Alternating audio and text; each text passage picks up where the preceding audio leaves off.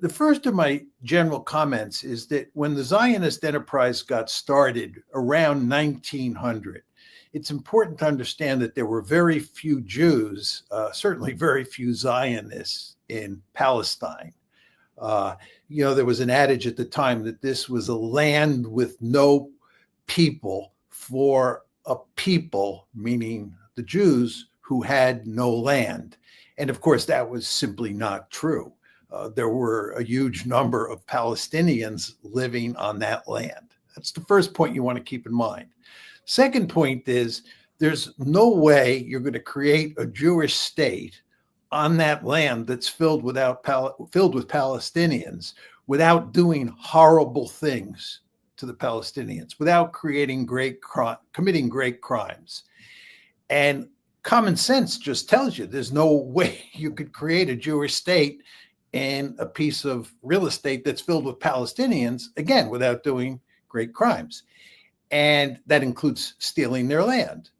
And it's very important to emphasize that the Zionists understood this from the get-go. David Ben-Gurion, Vladimir Jabotinsky, and so forth and so on. They all fully understood this. Third point you want to keep in mind is that the Zionists from the get-go paid very careful attention to demography. They were very concerned with how many Palestinians were in the land of Israel versus how many Jews there were. And 80% Jewish, 85% Jewish, that was acceptable. The ideal, of course, was to be 100% Jewish, but you didn't want to have more than 20% Palestinian population. So demographics mattered. The other thing that they paid enormous attention to was what was called transfer. We now call this ethnic cleansing. They talked about ethnic cleansing all the time, not much in public, but in private they did, because they fully understood that to create a Jewish state in a land filled with Palestinians, they were going to have to do transfer or ethnic cleansing. Final general point that you want to keep in mind is that from the beginning, almost all of the Zionist leaders had very expansive goals concerning borders. They wanted to build a greater Israel that included lots of territory. This was not stated publicly by most of the leaders, and the leaders had different views on what that greater Israel should look like.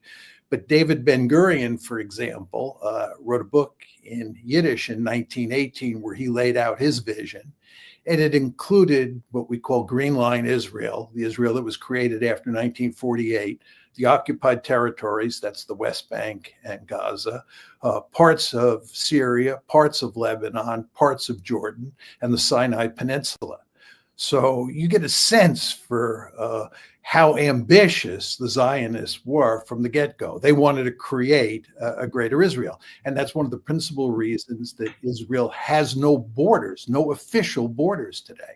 I believe it's the only country on the planet that does not have official borders because they're bent on creating a greater Israel, whatever that might look like.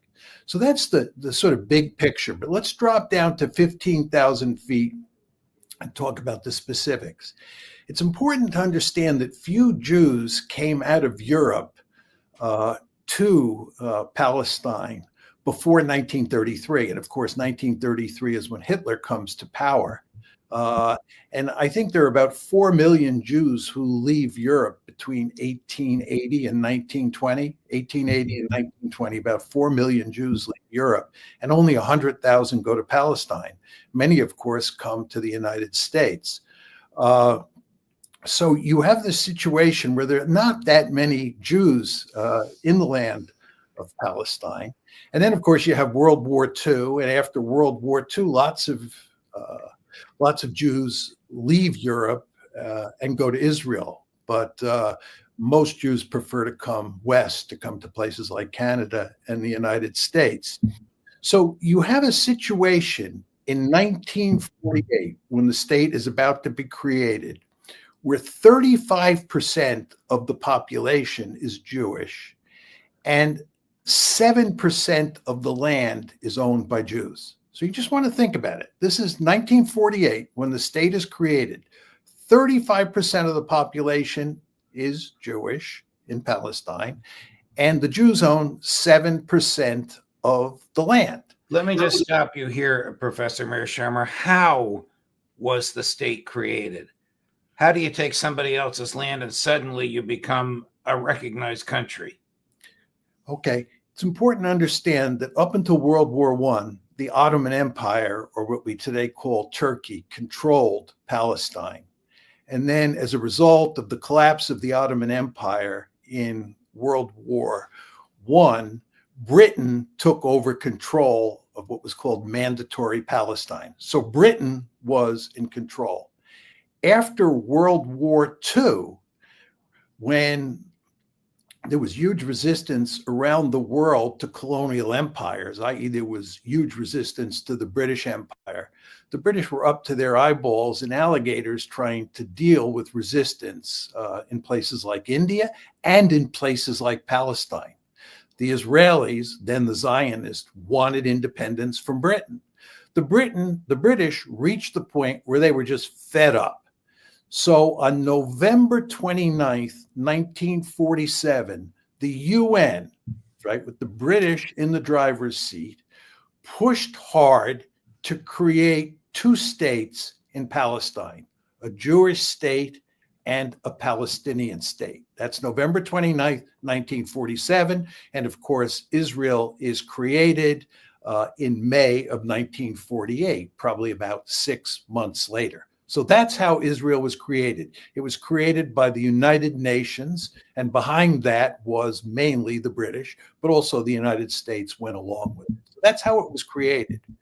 Now, what you want to understand is that the map that the UN drew was not advantageous to Israel at all.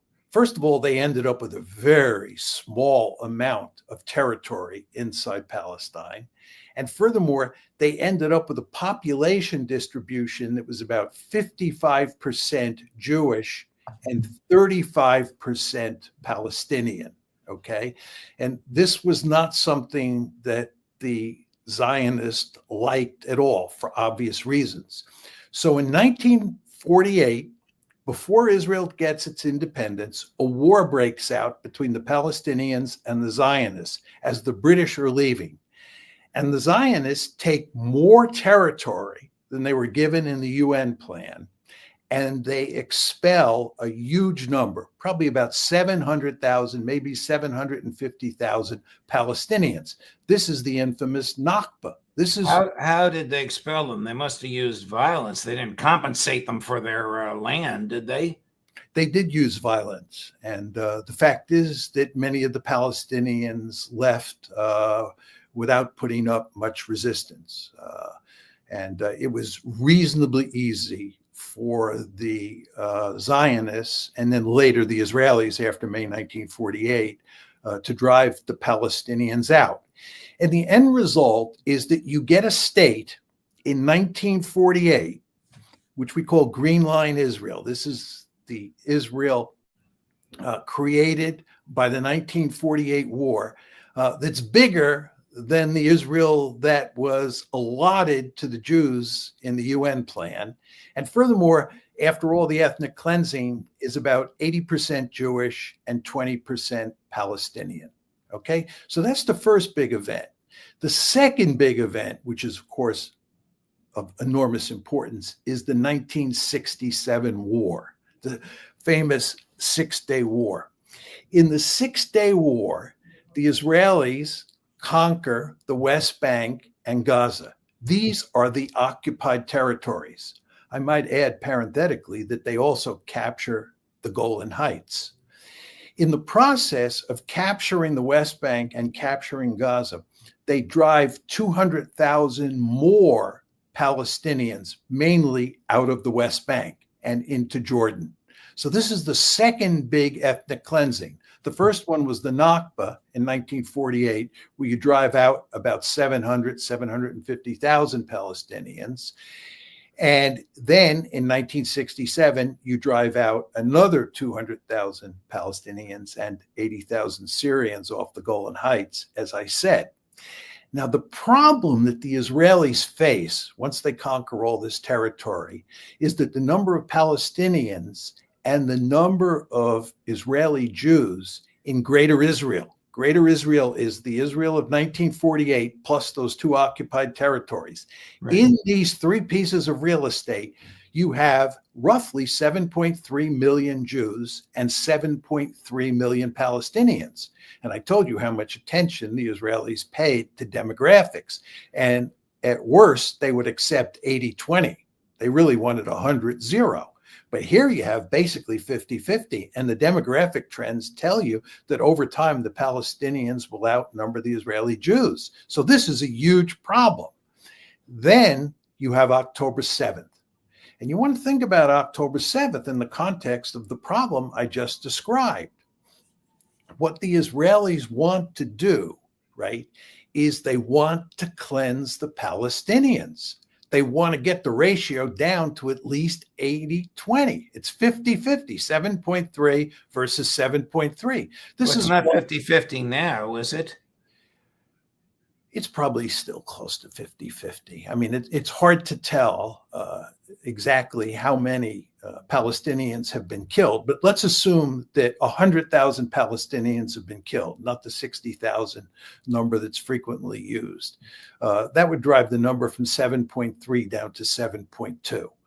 And one could argue that, a significant number of Israelis have left the country and are not coming back. I see. Okay. You have somewhere in the range of 50-50. But even if it's 45% Palestinian and 55% Jewish, this is unacceptable to the Israelis, especially when you think about projected birth rates. So you see, what October 7th does for the Israelis is present an opportunity for the third big ethnic cleansing. And again, I want to emphasize that ethnic cleansing, or what the early Zionists called transfer, has been in their minds from the beginning, because there's no way you create a reasonably homogeneous Jewish state in a sea of Palestinians without ethnically cleansing them, right? So anyway, what's going on in Gaza is ethnic cleansing. The other thing that you see happening, which doesn't get that much attention today, but we don't want to lose sight of, and this is my final point, is that the Israelis have occupied southern Lebanon and they have occupied southern Syria. And I do not believe they have any intention of leaving, because they are interested in creating a greater Israel that goes beyond Green Line Israel. That's the Israel of 1948, plus Gaza, plus the West Bank. So this is not only an opportunity, the events after October 7th are not only an opportunity to ethnically cleanse, it's an opportunity to expand the borders of Israel or to create Lebensraum.